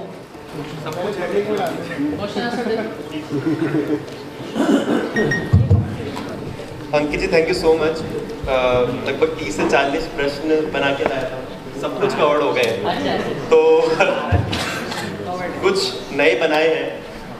जब आप IT services के बारे में बात कर रहे थे और एक लार्ज सेट ऑफ ऑडियंस हमारी आईटी सर्विसेज में है या तो उसके बारे में पढ़ाई कर रहे हैं आईटी रिलेटेड, तो उनकी शक्लें मैं देख रहा था, थोड़े से वो हताश हो रहे थे कैसे आगे बढ़े। तो आपसे समझना चाहेंगे कि उनके लिए आगे नेक्स्ट स्टेप्स क्या होने चाहिए, एंटरप्रेन्योर्स के लिए भी और विद्यार्थियों के लिए। सबसे पहले आईटी के रिलेवेंस पे क्वेश्चन मार्क नहीं है। IT is relevant, technology is relevant, but IT ने अब जिस सेक्टर में वैल्यूएशन शिफ्ट होने वाला है वहां से आपको पेमेंट लेनी है। तो टेक का क्या यूज आप फार्मिंग में करोगे, टेक का क्या यूज आप डिफेंस में करोगे, टेक का क्या यूज आप स्पेस में करोगे, लॉजिस्टिक्स में करोगे, that is what is expected out of IT sector now. बजाय इसके कि यूएस का वो पुली वाला बैकअप ऑफिस, और वो पेमेंट होने ही नहीं वाली। मतलब रेट का तो जाने दो, 3 रुपीज हो ना हो, that's a separate thing. Client exist ही नहीं करने वाला है, एग्जिस्ट ही नहीं करेगा तो पेमेंट आएगी कहाँ से, और उसका पर्स खाली है तो पेमेंट होगा कहाँ से। मतलब मोदी जी और ट्रम्प के बीच इंडिया यूएस डील हो भी जाए, जब पेमेंट करने वाला गरीब हो चुका है, समझ में आ रहा है, तो होएगी कहाँ से payment. So what is happening is, और फिर ऐसा नहीं है, I don't know what the problem with the sector is. जैसे बेंगलुरु के कुछ जो कंसल्ट करते हैं मुझे, तो अब तो सर जैसे सबको पता है तो हंसते हंसते ले ऑफ होते हैं स्माइल देते हुए, बिकॉज पहले से सुना रहता है कि ले ऑफ होने वाले हो। तो जब मैं उनको पूछता हूँ कि क्या मतलब पैकेजेस तो अच्छे थे, सेविंग्स क्यों नहीं हुआ है, तो बोलते हैं अमेरिकन कुत्ता लेके आते हैं स्क्रीन पे मंडे, और फिर सुनाते हैं कि पूरे वीकेंड में पैसे कैसे उड़ा दिए। तो हमको भी कुछ स्टोरी बोलने का था, तो हमने भी पैसे उड़ा दिए। This was the answer I got. ठीक है, तो हमारे कोई रिजर्व करेंसी नहीं है जो आपको छाप के दे देगा। तो यू हैव टू अंडरस्टैंड कि सेक्टर को दूसरे सेक्टर को सर्व करना है और इंडिजिनस प्रोडक्ट्स बनाने हैं जो इनोवेशन अभी तक नहीं हो पाया राष्ट्र के लिए, जिसको हम स्वदेशी टेक्नोलॉजी मूवमेंट बोलेंगे, वो करना है। तो उसके लिए जो एफर्ट्स डालने आपको रियल रिसर्च और इनोवेशन के लिए, that is what is expected out of you. और ऐसा नहीं है कि फेसबुक जैसा फेसबुक बना दिया, नहीं, आपको फेसबुक से बेटर कुछ फीचर के साथ लॉन्च करना पड़ेगा। ऐसा नहीं कि इसको सिर्फ इंडिजिनस है इसलिए लोग शिफ्ट हो जाएंगे, ऐसे नहीं होने वाला है। You have to offer some better innovation then what is existing, तो लोग शिफ्ट होंगे। सिर्फ मोदी जी के बोलने से शिफ्ट हो जाएंगे ऐसा नहीं होता। Bring better features then what is existing, that is expected from the youngsters. और नए markets China, Russia, Japan, South East Asia, West Asia. Doctor साहब, हम चाइना +1 जो स्ट्रेटजी की बात करते हैं, आज भी हमारा काफ़ी हैवी रिलायंस है on China for imports, but border पे अलग डिस्प्यूट चल रहे हैं। पिछले 3 महीने में चाइना ने WTO में ही 2 बार इंडिया के अगेंस्ट कंप्लेंट फाइल करी है फॉर पेटेंट इन्फिल्ट्रेशन। तो सर, ये जो हाई ट्रेड लो ट्रस्ट मॉडल जो है, ये कितना सस्टेनेबल है और एक यूथ उसको किस तरीके से देखे? बिकॉज वो कंफ्यूज है कि चाइना हमारा दोस्त है, पार्टनर है, दुश्मन है, क्या है exactly? So understand that Chinese को अंडर शी जिनपिंग ये रियलाइजेशन आया है, वो भी कोविड और गालवान के बाद, गलवान इंसिडेंट होने के बाद की बात है ये। तो उनके टॉप पॉलिट ब्यूरो में जो 2 बड़े लीडर्स थे ओवर प्रो एक्सपोर्ट्स, दोनों को शी जिनपिंग ने नवंबर 2022 तक हटा दिया। और पार्टनर है कि नहीं है उसका बहुत क्लियर प्रूफ आप ये मान सकते हो कि आमिर खान ने लास्ट मूवी रिलीज नहीं करी चाइना में। That itself is a proof that he knows के पार्टनर हैं। तो पूरा जो 3 खान ने 3 सेट ऑफ कंट्रीज डिस्ट्रीब्यूट करके रखी थी, एक के पास पाकिस्तान UAE, दूसरे के पास ईरान सऊदी अरेबिया और तीसरे के पास टर्की और चाइना। और वो जो पूरा डार्क एक्टिविटीज बॉलीवुड का जो चल रहा था मुंबई में, उन सबको समझ में आ गया है कि this can not move forward. तो one of the predictions I have given कि 3 में से 1 Khan will be coming back by 2030। So घर वापसी तो होनी चाहिए। और at least I can see 3 heroines which are clearly working on this direction. One is Katrina Kaif, second is this Ali Khan, Sara Ali Khan, and there is one more. तो ये तीनों आपको मंदिरों में जाती हुई दिखाई देंगी।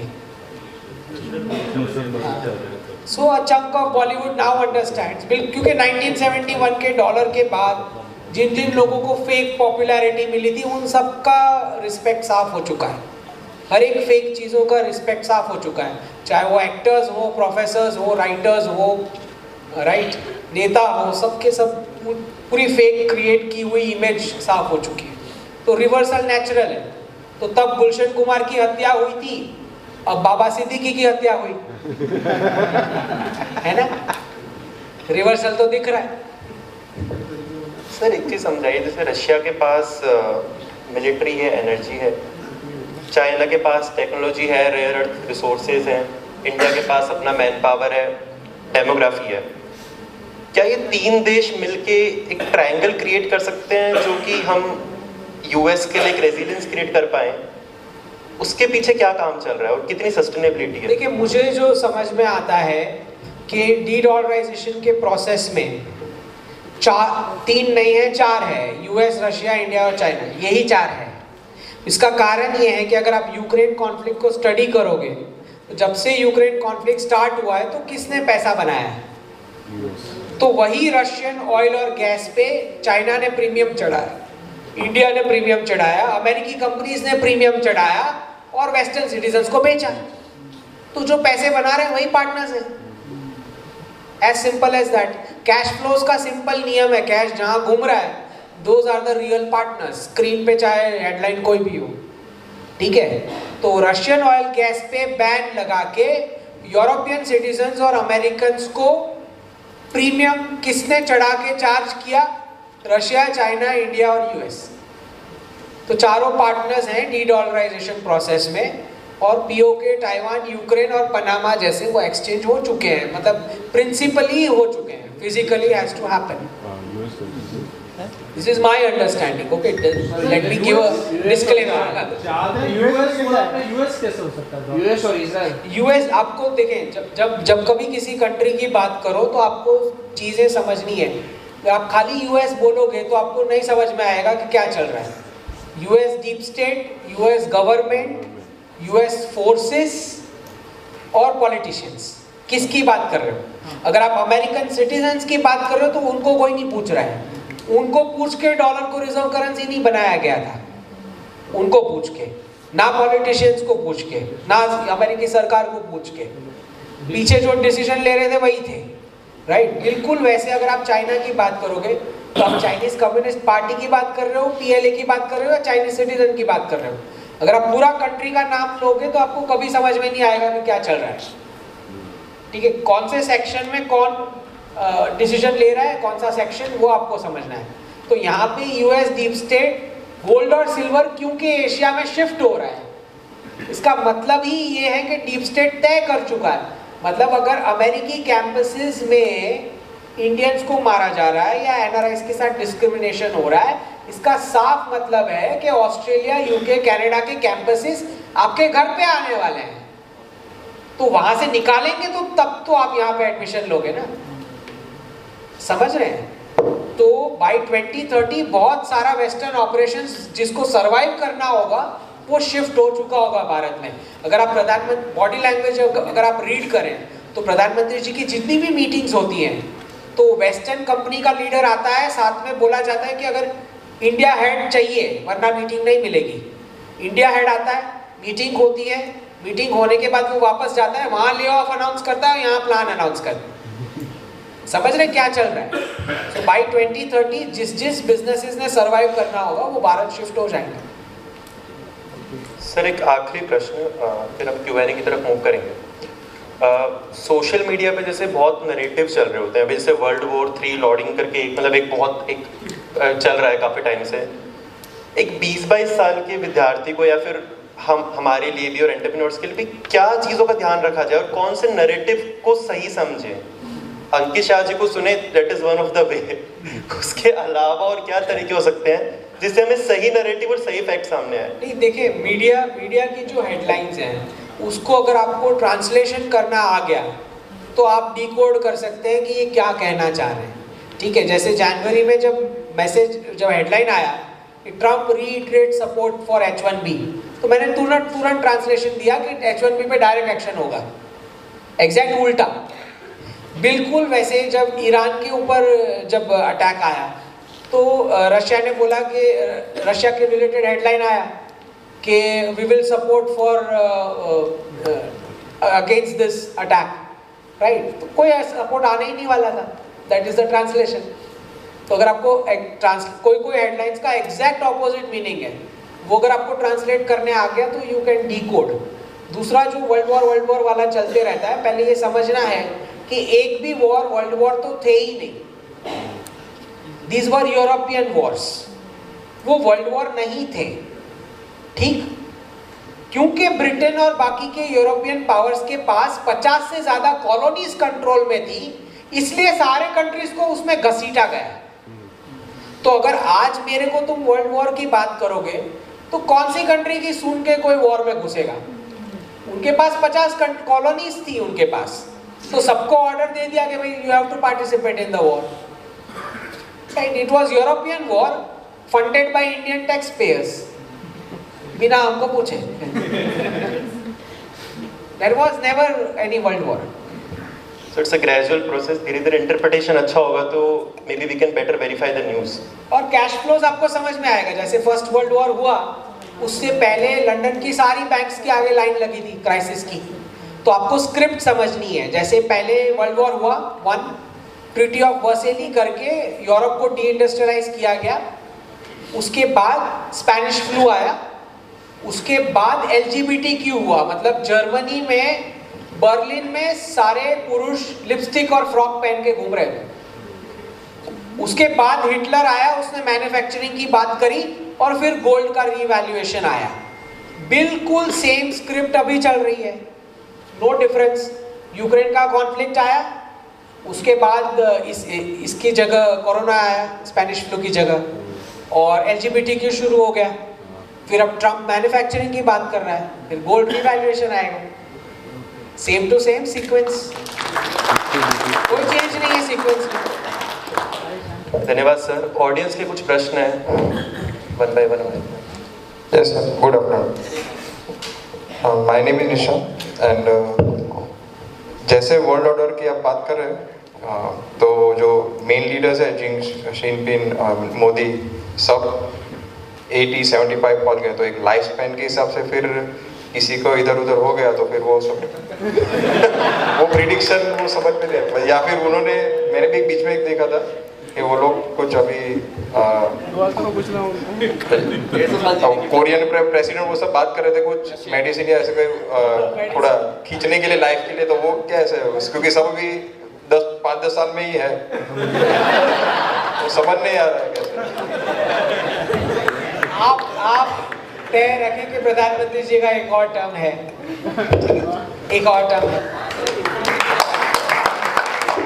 और जहाँ तक Xi Jinping is also not going, वो पूरा फेक न्यूज चलता है, हर तीसरे महीने वो शी जिनपिंग को मार देते हैं न्यूज में। टोटल फेक, पूरा फेक चलता है। पुतिन के ऊपर कू हो गया, नो टोटल फेक न्यूज, सारा फेक न्यूज है, सारी हेडलाइंस फेक है। हर तीसरे महीने शी जिनपिंग को हार्ट अटैक आ जाता है, कुछ गिर गया, ये वो दवाई ले रहा है, ये वो, नथिंग, हाउस अरेस्ट, उसके घर पे मिसाइल जा रही, कुछ नहीं हो रहा। राइट, चाइना में तो स्विमिंग पूल में नहीं जाना चाहिए, इतना बता रहा हूँ। अंकित भाई, जैसे अभी पर्सनल लोन के डेटा हैं जिसमें ये कहा गया कि 27% जो पर्सनल लोन लिया गया वो ट्रैवलिंग के लिए और लग्जरी स्टेज के लिए लिया गया, इंडिया की बात है ये। तो क्या लगता है आपको कि हम वापस वही अमेरिकन स्टाइल में ही स्पेंड कर रहे हैं? इस पे आपका क्या कहना है?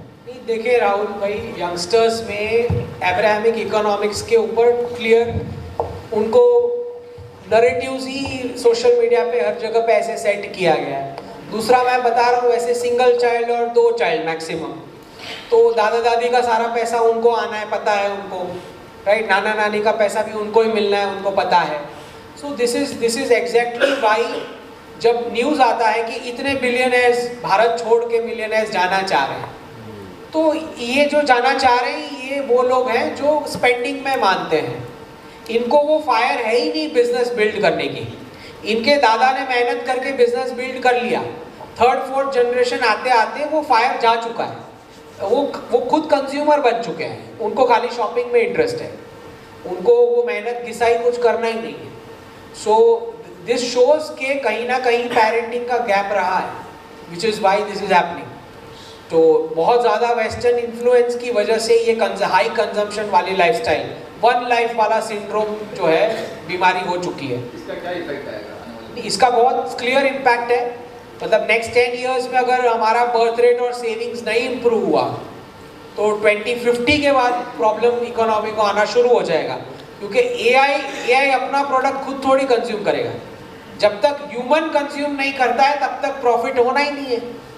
तुम कुछ भी ऑटोमेशन कर लो, ऑटोमेशन से प्रोडक्शन हो जाएगा, लेकिन सेल करने के लिए, प्रॉफिट करने के लिए तो किसी ह्यूमन ने कंज्यूम करना है ना।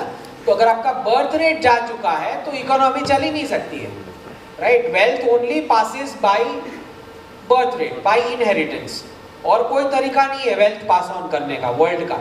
तो जिनके भी बर्थ रेट मेंटेन्ड है, वेल्थ उसी के हाथ में जाएगी, वो छीन के लेके जाएगा, गवर्नमेंट के थ्रू लेके जाएगा या इनहेरिटेंस के थ्रू, राइट। तो जिन्होंने बर्थ रेट मेंटेन किया, वेल्थ उसके हाथ में जाएगी, बहुत क्लियर है। अंकित सर, एक सवाल था कि जैसे आपने बताया कि 2030 के अंदर 2030 या 35 तक ज्योग्राफिकल जो भी कंट्रीज हैं उनके कुछ ना कुछ डीडॉलराइजेशन के कारण जो इश्यूज है वो सॉर्ट आउट हो जाएंगे, तो जिसके कारण वर्ल्ड मैप भी थोड़ा चेंज हो सकता है। तो भारत का मैप कहाँ से सुधर सकता, मतलब चेंज हो सकता है, आप कुछ प्रेडिक्शन करोगे? देखिए 2030 से पहले पीओके, भूटान और बांग्लादेश का कुछ सॉल्यूशन दिख रहा है, तीनों का 2030 से पहले। और सर गोल्ड और सिल्वर का आज का प्रेडिक्शन सर बताओ कुछ। गोल्ड और सिल्वर बहुत क्लियर है कि जब तक मतलब अप डाउन चलता रहेगा, लेकिन ट्रैजेक्टरी ऊपर की है तब तक, जब तक रुपी एप्रिसिएट होना शुरू नहीं हो जाता तब तक ट्रैजेक्टरी ऊपर की है। और गोल्ड और सिल्वर को 40 साल से आर्टिफिशियली सप्रेस करके रखा गया था, so it is very natural कि वो स्प्रिंग छूटेगी, ऑलरेडी छूट चुकी है, सिल्वर में तो हो ही चुका है। But you also have to understand कि एक पॉइंट आएगा जब अगर आप स्ट्रैटेजी बना रहे हो वेल्थ मैनेजमेंट की, तो एक पॉइंट पे सिल्वर निकाल के you should buy gold, but for that silver has to reach that point, at least 280 और 3 लाख के आसपास पहुंचता है, उसके बाद आप कर सकते हो ऐसा, you sell silver and buy gold. रुपये एप्रिशिएट कब होगा सर? हाँ, रुपये appreciate well I was expecting this last quarter, लेकिन इंडिया यूएस का डील नहीं हो रहा है। दूसरा क्राइसिस स्टार्ट होना है बैंक ऑफ जापान से, तो उनके एक प्राइम मिनिस्टर तो भाग गए. He did do जो क्राइसिस स्टार्ट करने के लिए करने का था वो नहीं किया. But 2026 for sure the first appreciation has to come. So good evening sir. बहुत बहुत धन्यवाद सर. समय के अभाव को देखते हुए सेशन हमें क्लोज करना पड़ेगा. बैक स्टेज पे we can discuss and will try our best कि आपके क्वेश्चंस को कोलेट करके will send to sir. Thank you so much sir. I think this was one of the most power packed session that we ever had. Can you have a big round of applause for Ankit Shah?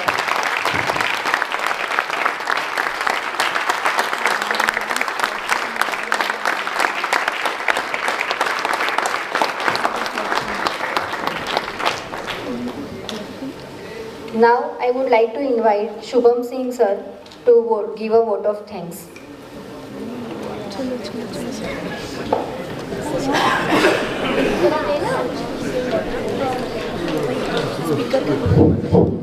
Thank you sir.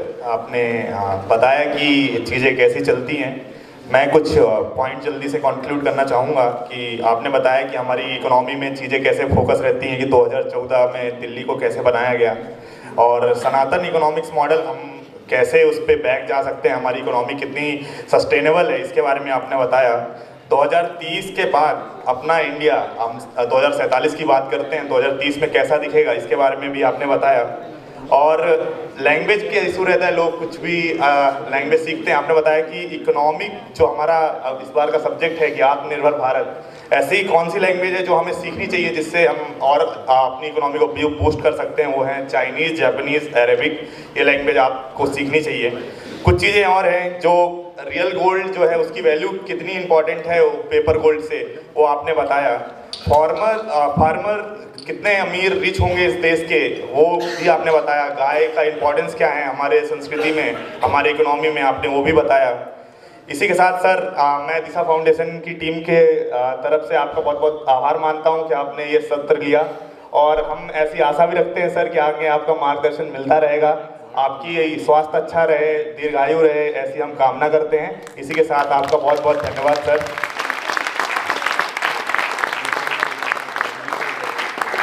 Over to Krishna.